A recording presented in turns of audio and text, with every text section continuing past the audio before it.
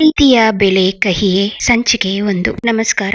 ಕನ್ನಡ ಕಲ್ಪನೆ ಕಥೆಗೆ ಸ್ವಾಗತ. ಜೀವನದಲ್ಲಿ ಪ್ರೀತಿ ಅನ್ನೋದು ಎಲ್ಲರಿಗೂ ಸಿಗುವ ವರವಲ್ಲ. ಆದರೆ ಆ ಪ್ರೀತಿಯನ್ನೇ ಉಸಿರಾಗಿಸಿಕೊಂಡು ಬದುಕುವವರಿಗೆ ಅದೇ ಪ್ರೀತಿ ಒಂದು ದಿನ ಕಹಿಯಾದಾಗ ಮನಸ್ಸು ಅನುಭವಿಸುವ ನೋವು ಯಾರಿಗೂ ಬೇಡ.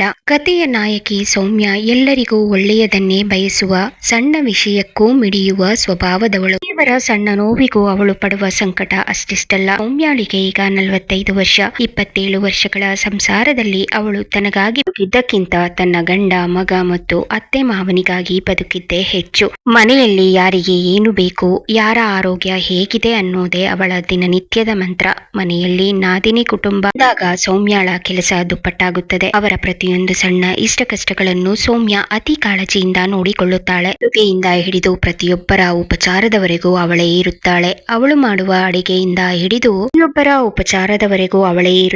ಅವಳು ಮಾಡುವ ಅಡಿಗೆಯಿಂದ ಹಿಡಿದು ಅವಳು ಕೇಳುವ ಆರೋಗ್ಯ ಹೇಗಿದೆ. ಮನೆಗೆ ನಾದಿನಿ ಕುಟುಂಬ ಬಂದಾಗಲಂತೂ ಸೌಮ್ಯಾಳ ಕಾಳಜಿ ಮಿತಿ ಮೀರುತ್ತಿತ್ತು. ಅಮ್ಮ ಮಾತ್ರೆ ತಗೊಂಡ್ರಾ? ರೀ ಬಿಸಿ ನೀರು ಬೇಕಾ? ಊಟ ನಿನ್ಗೆ ಈ ಸ್ವೀಟ್ ಅಂದ್ರೆ ಇಷ್ಟ ಅಲ್ವಾ? ಸೌಮ್ಯಾಳ ಈ ಪ್ರಶ್ನೆಗಳು ಅವಳ ಪಾಲಿಗೆ ಪ್ರೀತಿಯಾಗಿತ್ತು. ಆದರೆ ಆ ದಿನ ಅವಳಿಗೆ ಕಾದಿತ್ತು ಒಂದು ದೊಡ್ಡ ಆಘಾತ. ಅವಳ ಅತಿಯಾದ ಕಾಳಜಿಯನ್ನು ನೋಡಿ ಮನೆಯವರೆಲ್ಲ ಒಟ್ಟಾಗಿ ಅಂದೇ ಬಿಟ್ಟರು, ಸೌಮ್ಯ, ನಿನ್ನ ಈ ಅತಿಯಾದ ಕಾಳಜಿ, ಕೇರ್ ಮಾಡೋದು ನಮ್ಗೆ ಅಸಹ್ಯ ಅನ್ಸುತ್ತೆ. ಸ್ವಲ್ಪ ನಮ್ಮನ್ನ ನಮ್ಮ ಪಾಡಿಗೆ ಇರೋಕೆ ಬಿಡು. ಯಾಕೆ ನಿನ್ಗೆ ಇಷ್ಟೊಂದು ಅಸಹ್ಯಕರವಾದ ಕಾಳಜಿ? ನಮ್ಮನ್ನ ಸುಮ್ಮನೆ ಇರಲು ಬಿಡು. ನಿನ್ನ ಈ ಅತಿಯಾದ ಪ್ರೀತಿ ನಮಗೆ ಉಸಿರುಗಟ್ಟಿಸುತ್ತದೆ. ನಮಗೆ ಗೊತ್ತು ಏನು ಮಾಡಬೇಕು ಅಂತ. ನೀನು ಸುಮ್ಮನಿರು. ಪ್ರೀತಿ ಅಸಹ್ಯವಾಗುವುದುಂಟೆ? ಇಷ್ಟು ವರ್ಷಗಳ ತನ್ನ ತ್ಯಾಗಕ್ಕೆ ಸಿಕ್ಕ ಬೆಲೆ ಇದೇನಾ? ಸೌಮ್ಯಾಳ ಕಣ್ಣಲ್ಲಿ ನೀರು ಚಿನುಗುತ್ತಿತ್ತು. ಕೆಲವು ವರ್ಷಗಳ ಕಾಲ ಎಲ್ಲರಿಗಾಗಿ ತನ್ನನ್ನು ತಾನು ತೆಗೆದುಕೊಂಡ ಸೌಮ್ಯಾಳಿಗೆ ಅಂದು ಮನೆಯವರು ಅಂದ ಆ ಒಂದು ಮಾತು ಪೂರ್ತಿ ಕಾಡುವ ಗಾಯವಾಗಿತ್ತು. ಪ್ರೀತಿ ಕೊಡೋದು ತಪ್ಪ ಅಥವಾ ಅತಿಯಾಗಿ ಪ್ರೀತಿಸೋದು ತಪ್ಪ? ಅವಳ ಕಾಳಜಿ ಮನೆಯವರಿಗೆ ಕಿರಿಕಿರಿ ಎನಿಸಲು ಶುರುವಾಗುತ್ತದೆ. ಅಡುಗೆ ಮನೆಯ ಮೂಲೆಯಲ್ಲಿ ಸೌಮ್ಯ ಕಣ್ಣೀರು ಒರೆಸಿಕೊಳ್ಳುತ್ತಾಳೆ. ಸೌಮ್ಯಾಳ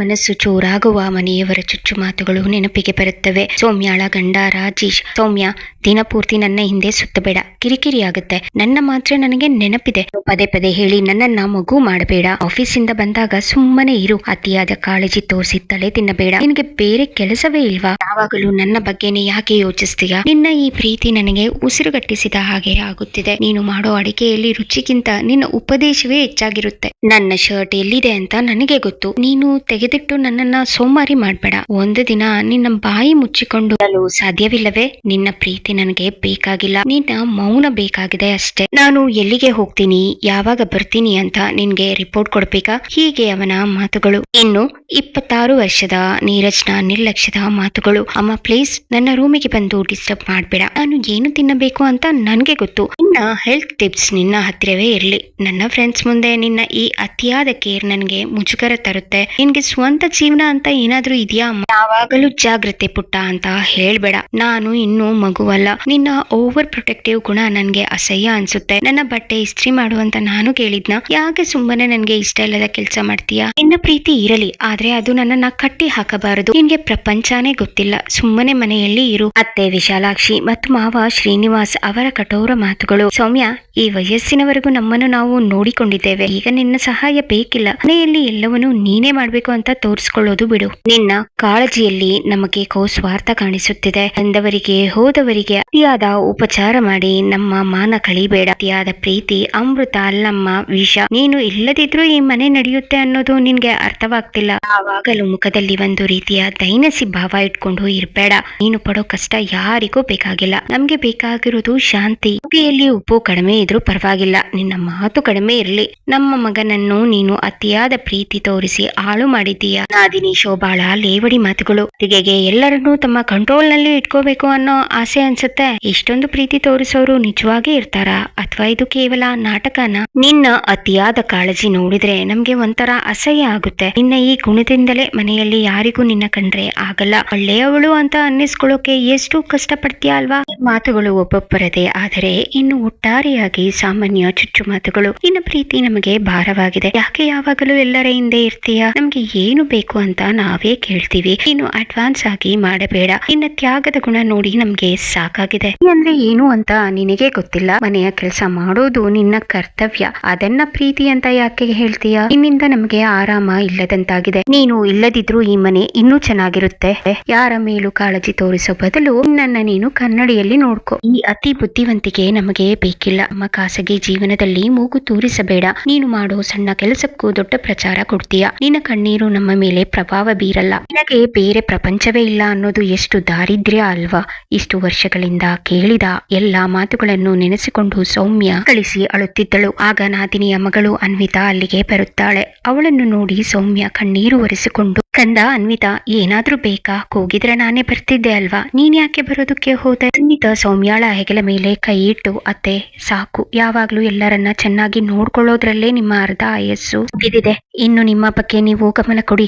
ಅವರು ಅಂದಿದ್ದಕ್ಕೆ ಅಳ್ತಾ ಇದ್ದೀರಾ? ಯಾಕೆ ಅಳ್ಬೇಕು? ಸೌಮ್ಯ ದನಿ ನಡುಗುತ್ತಾ, ನೋಡು ಅನ್ವಿತಾ, ನಾನು ಈ ಮನೆಗೆ ಬಂದಾಗಿನಿಂದ ಎಲ್ಲರನ್ನು ನಮ್ಮವರು ಅಂದುಕೊಂಡೆ. ಅವರಿಗೆ ಒಂದು ಸಣ್ಣ ಜ್ವರ ಬಂದ್ರು ನನಗೆ ನಿದ್ದೆ ಬರ್ತಿರ್ಲಿಲ್ಲ. ಅಂತದ್ರಲ್ಲಿ ನನ್ನ ಕಾಳಜಿ ಅವರಿಗೆ ಅಸಹ್ಯ ಅಂತೆ. ಇದು ತೋರಿಸೋದು ಅಸಹ್ಯ ಆಗೋಕೆ ಹೇಗೆ ಸಾಧ್ಯವಮ್ಮ? ಅನ್ವಿತಾ, ತಪ್ಪಿರೋದು ನಿಮ್ಮ ಪ್ರೀತಿಯಲ್ಲ ಅತ್ತೆ. ಆ ಪ್ರೀತಿಯನ್ನ ನೀವು ತೋರಿಸೋ ಜಾಗದಲ್ಲಿ ಈ ಲೋಕದಲ್ಲಿ ಉಚಿತವಾಗಿ ಸಿಗೋ ಯಾವುದಕ್ಕೂ ಬೆಲೆ ಇರಲ್ಲ. ನಿಮ್ಮ ಕಾಳಜಿ ಅವರಿಗೆ ಸುಲಭವಾಗಿ ಸಿಕ್ಕಿಬಿಟ್ಟಿದೆ. ಹಾಗಾಗಿ ಅದೊಂದು ಹೊರೆ ಅನ್ನಿಸ್ತಿದೆ. ಸೌಮ್ಯ ಏನು ಮಾಡಬೇಕೋ ತಿಳಿಯುತ್ತಿಲ್ಲ ಪುಟ್ಟಿ. ಮಾತನಾಡುವುದನ್ನೇ ಬಿಟ್ಟು ಅವರ ಪಾಡಿಗೆ ಅವರನ್ನ ಬಿಟ್ಟು ಬಿಡಲೆ? ಅನ್ವಿತಾ, ಬೇಡ ಅತ್ತೆ, ಮೌನವಾಗಿ ಪ್ರತಿಭಟನೆ ಮಾಡಬೇಡಿ. ಬದಲಾಗಿ ನಿಮ್ಮ ಪ್ರೀತಿಯನ್ನ ಮೊದಲು ನಿಮಗೆ ಕೊಟ್ಟುಕೊಳ್ಳಿ. ನೀವು ಮಾಡೋ ಕೆಲಸ, ನಿಮ್ಮ ಆರೋಗ್ಯ, ನಿಮ್ಮ ಖುಷಿ, ಇವುಗಳ ಬಗ್ಗೆ ನೀವು ಕಾಳಜಿ ವಹಿಸಿ. ಈ ಮನೆಯವರಿಗೆ ನಿಮ್ಮ ಮೌನಕ್ಕಿಂತ ನೀವು ನಿಮಗಾಗಿ ಬದುಕೋದು ದೊಡ್ಡ ಪಾಠ ಕಲಿಸುತ್ತೆ. ಅತ್ತೆ, ನಿಮ್ಗೆ ಅಡುಗೆ ಕೆಲಸ ಅಂದ್ರೆ ಇಷ್ಟ ಅಲ್ವಾ? ಅದರಲ್ಲಿ ಏನಾದ್ರೂ ಸಾಧಿಸಿ. ಸೃಜನಶೀಲ ಜಗತ್ತಿನಲ್ಲಿ ನಿಮ್ಮನ್ನು ನೀವು ಹುಡುಕಿಕೊಳ್ಳಿ. ಅತ್ತೆ ಕಣ್ಣೀರು ಒರೆಸಿಕೊಳ್ಳಿ. ಅವರು ನಿಮ್ಮ ಪ್ರೀತಿಯನ್ನ ಅಸಹ್ಯ ಅಂದ್ರಲ್ಲ, ಅದಕ್ಕೆ ಅವರಿಗೆ ನಿಮ್ಮ ಮೌನದ ರುಚಿ ತೋರಿಸಿ. ನೀವು ಸೌಮ್ಯ ಮಾತ್ರವಲ್ಲ, ನಿಮ್ಮಲ್ಲಿ ಒಬ್ಬಳು ಅದ್ಭುತ ಟ್ಯಾಲೆಂಟೆಡ್ ವ್ಯಕ್ತಿ ಕೂಡ ಇದ್ದಾಳೆ ಅಂತ ನನ್ಗೆ ಗೊತ್ತು. ಈಗಲಾದರೂ ಅವಳನ್ನು ಹೊರಗೆ ತನ್ನಿ ಅತ್ತೆ. ಸೌಮ್ಯ ದೃಢವಾದ ಧ್ವನಿಯಲ್ಲಿ, ಹೌದು ಅನ್ವಿತಾ, ಪ್ರೀತಿ ಎನ್ನುವುದು ದೀಪದಂತೆ. ಅದು ಬೇರೆಯವರಿಗೆ ಬೆಳಕು ನೀಡಬೇಕು ನಿಜ, ಆದರೆ ತನ್ನನ್ನು ತಾನು ಸುಟ್ಟುಕೊಳ್ಳಬಾರದು. ಇಷ್ಟು ವರ್ಷ ಇವರಿಗಾಗಿ ಹೊರಗಿದ್ದೇ ಆಯ್ತು. ನನ್ನ ಪ್ರೀತಿ ಇವರಿಗೆ ಹೊರೆಯಾಗಿದೆ. ನನ್ನ ಅಸ್ತಿತ್ವದ ಬೆಲೆ ಇವರಿಗೆ ತಿಳಿಸೋ ಕಾಲ ಬಂದಿದೆ.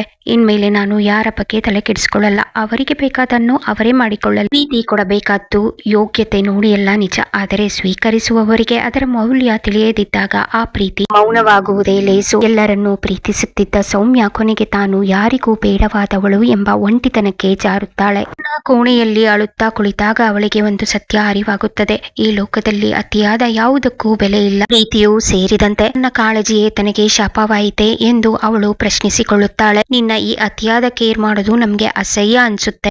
ಸ್ವಲ್ಪ ಸ್ಪೇಸ್ ಕೊಡು. ಈ ಮಾತುಗಳು ಸೌಮ್ಯಾಳ ಕಿವಿಯಲ್ಲಿ ಮತ್ತೆ ಮತ್ತೆ ಮೊಳಗುತ್ತವೆ. ಅವಳ ಪ್ರೀತಿ ಅವರಿಗೆ ಅಸಹ್ಯವಾಗಿ ಕಂಡಾಗ ಅವಳ ಹೃದಯ ಚೂರಾಗುತ್ತದೆ. ತನ್ನ ಮನಸ್ಸಿಗಾದ ನೋವಿನ ಮಾತುಗಳನ್ನು ಅವಳು ಯಾವಾಗಲೂ ತನ್ನ ಡೈರಿಯಲ್ಲಿ ಬರೆಯುತ್ತಿರುತ್ತಾಳೆ. ಆದರೆ ಆ ದಿನ ನೋವು 1000 ಪಟ್ಟು ಜಾಸ್ತಿಯಾಗಿತ್ತು. ಅನ್ವಿತಾಳ ಮಾತಿನಿಂದ ಸೌಮ್ಯಾಳಿಗೆ ಹೊಸ ದಾರಿ ಕಾಣುತ್ತದೆ. ಅವಳು ಎಲ್ಲರಿಗೂ ಮಿಡಿಯುವುದನ್ನು ಸ್ವಲ್ಪ ಕಡಿಮೆ ಮಾಡಿ ಮೌನಕ್ಕೆ ಶರಣಾಗುತ್ತಾಳೆ. ತನ್ನ ಆರೋಗ್ಯ ಮತ್ತು ತನ್ನ ಇಷ್ಟದ ಕೆಲಸಕ್ಕೆ ಸಮಯವನ್ನು ಮೀಸಲಿಡುತ್ತಾಳೆ. ಅವರಿಗೆ ಭಯ ಪಡುತ್ತಿದ್ದ ಅವಳು ತನ್ನಲ್ಲೇ ಭಯ ಬದಿಗಿಟ್ಟು ದೃಢವಾದ ಮನಸ್ಸು ಮಾಡಿ ಯೂಟ್ಯೂಬ್ ನಲ್ಲಿ ತನ್ನ ಚಾನೆಲ್ ಅನ್ನು ರುಚಿ ಎನ್ನುವ ಹೆಸರಿನಿಂದ ಒಂದು ಹಳೆಯ ಸ್ಮಾರ್ಟ್ ಫೋನ್ ಮತ್ತು ಅನ್ವಿತಾಳ ಸಹಾಯದಿಂದ ತನ್ನ ಮೊದಲ ವಿಡಿಯೋ ಚಿತ್ರೀಕರಿಸಿ ವಿಡಿಯೋ ಮಾಡುವುದನ್ನು ಸ್ಟಾರ್ಟ್ ಮಾಡುತ್ತಾಳೆ. ತನಗೆ ಬರುವ ಅಡುಗೆಗಳನ್ನು ಮಾಡಿ ಅದರ ವಿಡಿಯೋವನ್ನು ಅದರಲ್ಲಿ ಅಪ್ಲೋಡ್ ಮಾಡಲು ಪ್ರಾರಂಭ ಮಾಡುತ್ತಾಳೆ. ಸೌಮ್ಯ ಮನೆಯವರ ಬಗ್ಗೆ ತನ್ನ ಅತಿಯಾದ ಕಾಳಜಿಯನ್ನು ನಿಲ್ಲಿಸಿದರೂ ಅವಳು ಮನೆಯವರಿಗಾಗಿ ಕೆಲಸ ಮಾಡುವುದನ್ನು ನಿಲ್ಲಿಸುವುದಿಲ್ಲ. ಆದರೆ ಅವರ ಹಿಂದೆ ಸುತ್ತುವುದನ್ನು ನಿಲ್ಲಿಸುತ್ತಾಳೆ. ಅವಳ ಈ ಬದಲಾವಣೆ ಮನೆಯಲ್ಲಿ ಕಂಪನ ಉಂಟು ಮಾಡುತ್ತದೆ. ವಾರದ ನಂತರದ ಬೆಳಗಿನ ಸಮಯ. ಮನೆಯವರೆಲ್ಲ ತಿಂಡಿಯ ಮೇಜಿನ ಬಳಿ ಕುಳಿತಿದ್ದಾಗ ರಾಜೇಶ್ ಕೋಪದಿಂದ, ಸೌಮ್ಯ, ಇವತ್ತು ಏನು ತಿಂಡಿ ಮಾಡಿದ್ದೀಯಾ? ಅಡುಗೆ ಮನೆಯಲ್ಲಿ ಏನು ಸಿದ್ಧವಾದಂತೆ ಕಾಣುತ್ತಿಲ್ಲವಲ್ಲ? ಸೌಮ್ಯ ಶಾಂತವಾಗಿ ಬಂದು ಕುಳಿತು ಕಾಫಿ ಕುಡಿಯುತ್ತಾ, ಇವತ್ತು ನನಗೆ ಚಿತ್ರಾನ್ನ ತಿನ್ನಬೇಕು ಅನ್ನಿಸ್ತು, ನನಗಾಗಿ ಮಾಡಿಕೊಂಡಿದ್ದೇನೆ. ನಿಮಗೇನು ಬೇಕೋ ಅದನ್ನ ನೀವೇ ಮಾಡಿಕೊಳ್ಳಿ. ನನಗೂ ಸ್ವಲ್ಪ ಸ್ಪೇಸ್ ಬೇಕು ಅನ್ನಿಸ್ತು, ಅದಕ್ಕೆ ಅಡುಗೆ ಮನೆಯಿಂದ ಇವತ್ತು ರಜಾ ತಗೊಂಡಿದ್ದೀನಿ. ಸೂರಜ್, ಅಮ್ಮ, ನನ್ನ ಶರ್ಟ್ ಇಸ್ತ್ರಿ ಆಗಿಲ್ಲ, ಆಫೀಸ್ಗೆ ತಡವಾಗುತ್ತಿದೆ, ನೀನು ಮಾಡಿಲ್ಲವಾ? ಸೌಮ್ಯ ಅವನ ಕಣ್ಣಲ್ಲಿ ಕಣ್ಣಿಟ್ಟು, ನಾನು ಇಷ್ಟು ದಿನ ನಿಮಗಾಗಿ ಮಾಡ್ತಿದ್ದ ಕೆಲಸಗಳು ನಿನ್ಗೆ ಅಸಹ್ಯ ಅಂತ ಅನ್ನಿಸಿತ್ತಲ್ಲ ನೀರಜ್, ಅದಕ್ಕೆ ನಿನ್ನ ಕೆಲಸ ನೀನೇ ಮಾಡಿಕೊಂಡರೆ ನಿನಗೂ ನಿನ್ನಿಂದ ಸ್ಪೇಸ್ ಸಿಕ್ಕಿದ ಹಾಗೆ ಆಗುತ್ತೆ. ನನಗೂ ನಿನ್ನಿಂದ ಮಾತು ಕೇಳುವ ಪ್ರಸಂಗ ಬರಲ್ಲ. ಶರ್ಟ್ ಅಲ್ಲೇ ಇದೆ, ಇಸ್ತ್ರಿ ಮಾಡಿಕೋ. ಅತ್ತೆ ವಿಶಾಲಾಕ್ಷಿ ಸ್ವಲ್ಪ ಅಧಿಕಾರಯುತ ಧ್ವನಿಯಲ್ಲಿ, ಏನಮ್ಮ ಸೌಮ್ಯ, ಅಡ್ಗೆ ಮನೆಯಲ್ಲಿ ನಮ್ಗಾಗಿ ಫ್ಲಾಸ್ಕ್ ನಲ್ಲಿ ಕಾಫಿ ಇಲ್ಲ, ತಿಂಡಿ ಇರಲಿ, ನಮ್ಗೆ ಇನ್ನೂ ಕಾಫಿ ಕೂಡ ಸಿಕ್ಕಿಲ್ಲ. ಇವತ್ತೇನಾದ್ರೂ ಹಬ್ಬನಾ ಅಥವಾ ಉಪವಾಸನಾ? ಸೌಮ್ಯ ತನ್ನ ಕೆಲಸದಲ್ಲಿ ನಿರತಳಾಗಿ ಶಾಂತವಾಗಿ, ಇಲ್ಲ ಅತ್ತೆಯವರೇ, ಹಬ್ಬವೂ ಇಲ್ಲ, ಉಪವಾಸವೂ ಇಲ್ಲ, ಇನ್ಮೇಲೆ ಈ ಮನೆಯಲ್ಲಿ ಯಾರಿಗೆ ಏನು ಬೇಕೋ ಅವರೇ ಮಾಡಿಕೊಳ್ಳಬೇಕು ಅಂತ ನಿರ್ಧಾರ ಮಾಡಿದ್ದೀನಿ. ನಿಮಗೂ ಕಾಫಿ ಬೇಕಿದ್ರೆ ಅಲ್ಲೇ ಸಕ್ಕರೆ, ಕಾಫಿ ಪುಡಿ, ಹಾಲು ಎಲ್ಲ ಇದೆ, ಮಾಡಿಕೊಳ್ಳಿ. ಮಾವ ಶ್ರೀನಿವಾಸ್ ಆಶ್ಚರ್ಯದಿಂದ, ಇದೇ ನಮ್ಮ ಸೌಮ್ಯ. ಇಷ್ಟು ದಿನ ನಾವೇನು ಕೇಳದಿದ್ದರೂ ಸಮಯಕ್ಕೆ ಸರಿಯಾಗಿ ಕೈಗೆ ತಂದು ಕೊಡುತ್ತಿದ್ದವಳು ನೀನು. ಇವತ್ತು ಹಿರಿಯರ ಮುಂದೆ ಹೀಗೆ ಮಾತಾಡ್ತಿದ್ದೀಯಲ್ಲ, ಇದು ನಿನ್ಗೆ ಸರಿ ಅನ್ಸುತ್ತಾ? ಸೌಮ್ಯ ನಗುತ್ತಾ, ಮಾವಯ್ಯ, ಇಷ್ಟು ದಿನ ನಾನು ನಿಮ್ಮೆಲ್ಲರನ್ನು ಕಣ್ಣಲ್ಲಿ ಕಣ್ಣಿಟ್ಟು ನೋಡಿಕೊಂಡೆ, ಅತಿಯಾಗಿ ಪ್ರೀತಿಸಿದೆ. ಎಷ್ಟಂದ್ರೆ ನನ್ನ ಪ್ರೀತಿ ಕಾಳಜಿ ಎಲ್ಲವೂ ನಿಮ್ಗೆ ಅಸಹ್ಯ, ಅತಿಯಾದ ಹಸ್ತಕ್ಷೇಪ ಅಂತ ಅನ್ನೋವಷ್ಟು. ನನ್ನ ಅಸ್ತಿತ್ವ ನಿಮ್ಗೇನಾದ್ರೂ ಹೊರೆ ಅನ್ಸಿದೆ ಅಂದ್ರೆ ಅದನ್ನ ಕಡಿಮೆ ಮಾಡೋದು ನನಗೂ ಒಳ್ಳೆಯದು, ನಿಮ್ಗೂ ಒಳ್ಳೆಯದು ಅಲ್ವಾ? ಮತ್ತೆ ಸಿಟ್ಟಿನಿಂದ, ಅಂದ್ರೆ ನಾವು ಇನ್ಮೇಲೆ ಕೆಲಸದವರಿಗಾಗಿ ಕಾಯಬೇಕಾ ಅಥವಾ ನಾವೇ ಮಾಡಿಕೊಳ್ಳಬೇಕಾ? ಎಲ್ಲ ಕೆಲಸ ಮಾಡೋದು, ನಮ್ಮನ್ನು ನೋಡಿಕೊಳ್ಳೋದು ಸೊಸೆಯಾಗಿ ಧರ್ಮ ನೀನು ಮರೆತಿದ್ದೀಯಾ? ಅನ್ವಿತಾ ಅಲ್ಲಿಗೆ ಬಂದು, ಅಜ್ಜಿ, ಅತ್ತೆ ಸೊಸೆಯ ಧರ್ಮವನ್ನು ಮರೆತಿಲ್ಲ. ಅವರು ಮಾಡಿದ ಸೇವೆಗೆ ನೀವು ಕೊಟ್ಟ ಬೆಲೆಯ ಅವಮಾನ, ಪ್ರೀತಿಯನ್ನು ಅತಿಯಾಗಿ ಹಚ್ಚಿಕೊಂಡಿದ್ದಕ್ಕೆ ಅಸಹ್ಯ ಅನ್ನೋ ಮಾತು ಕೇಳಿಸಿಕೊಂಡ ಮೇಲೆ ಸೌಮ್ಯ ಅತ್ತೆ ಮಾಡ್ತಿರೋದು 100ಕ್ಕೆ 100 ಸರಿ. ಈಗ ಅತ್ತೆ ತನಗಾದ ಅವಮಾನವನ್ನ ನೆನಪಿಟ್ಟುಕೊಂಡಿದ್ದಾರೆ ಅಷ್ಟೇ. ಪ್ರೀತಿ ಅಂದ್ರೆ ಕೇವಲ ಸೇವೆ ಮಾಡೋದಲ್ಲ ಅಜ್ಜಿ, ಆ ಸೇವೆಗೆ ಬೆಲೆ ಕೊಡೋದು ಕೂಡ ನಿಮ್ಮ ಕರ್ತವ್ಯ ಹಾಗೂ ಪ್ರೀತಿನೇ. ಶ್ರೀನಿವಾಸ್ ಯೋಚಿಸುತ್ತಾ, ಸೌಮ್ಯ, ಈ ಬದಲಾವಣೆ ಮನೆಗೆ ಒಳ್ಳೆಯದಲ್ಲಮ್ಮ. ನಿಮ್ಮ ಅತ್ತೆಗೆ ಮಂಡಿ ನೋವು ಇತ್ತೀಚೆಗೆ ಜಾಸ್ತಿ ಆಗಿದೆ. ಅದು ಅಲ್ಲದೆ ಎಲ್ಲರೂ ಅವರವರ ಕೆಲಸ ಮಾಡಿಕೊಂಡ್ರೆ ಸಂಸಾರ ಹೇಗಿರಲು ಸಾಧ್ಯ? ಸೌಮ್ಯ ದೃಢವಾಗಿ, ಸಂಸಾರ ಅಂದ್ರೆ ಒಬ್ಬರೇ ಸವಿಯೋದಲ್ಲ ಮಾವಯ್ಯ, ಎಲ್ಲರೂ ಸೇರಿ ಸಾಗಿಸೋದು. ಇಷ್ಟು ವರ್ಷ ನಾನು ಎಲ್ಲರಿಗಾಗಿ ಕರಗಿದೆ, ಇನ್ಮೇಲೆ ನನ್ಗಾಗಿ ನಾನು ಬದುಕಬೇಕು ಅಂದುಕೊಂಡಿದ್ದೇನೆ. ಗೀತಾ ಹೇಳಿದ ಹಾಗೆ ನಾನು ತುಂಬಾ ಚೆನ್ನಾಗಿ ಅಡುಗೆ ಮಾಡ್ತೀನಿ ಅಂತ ಅವಳು ನನ್ನನ್ನ ಪ್ರೋತ್ಸಾಹಿಸುತ್ತಿದ್ದಾಳೆ. ಇನ್ನು ಮುಂದೆ ಅಡುಗೆ ಮನೆ ನನ್ನ ಸೇವೆಗೆ ಅಲ್ಲ, ಸಾಧನೆಗೆ ವೇದಿಕೆಯಾಗಲಿದೆ. ರಾಜೇಶ್, ಸೌಮ್ಯ, ಅದಕ್ಕೆ ಇವತ್ತು ವಾಕಿಂಗ್ ಹೋಗುವಾಗ ಶೂಸ್ ತೆಗೆದಿಟ್ಟಿಲ್ಲ, ಬಿಸಿ ನೀರು ಕೂಡ ಇಲ್ಲ. ಶಾಂತವಾಗಿ, ಅದಕ್ಕೆ ಬೇಕಾದ ಪಾತ್ರೆ ಅಲ್ಲೇ ಇದೆ, ನೀವು ಇಟ್ಟುಕೊಳ್ಳಬಹುದು ಅಲ್ವಾ? ನೀರಜ್, ಅಮ್ಮ, ನಾನ್ ಬ್ರೇಕ್ಫಾಸ್ಟ್ ರೆಡಿ ಇಲ್ವಾ? ಆಗ್ತಿದೆ.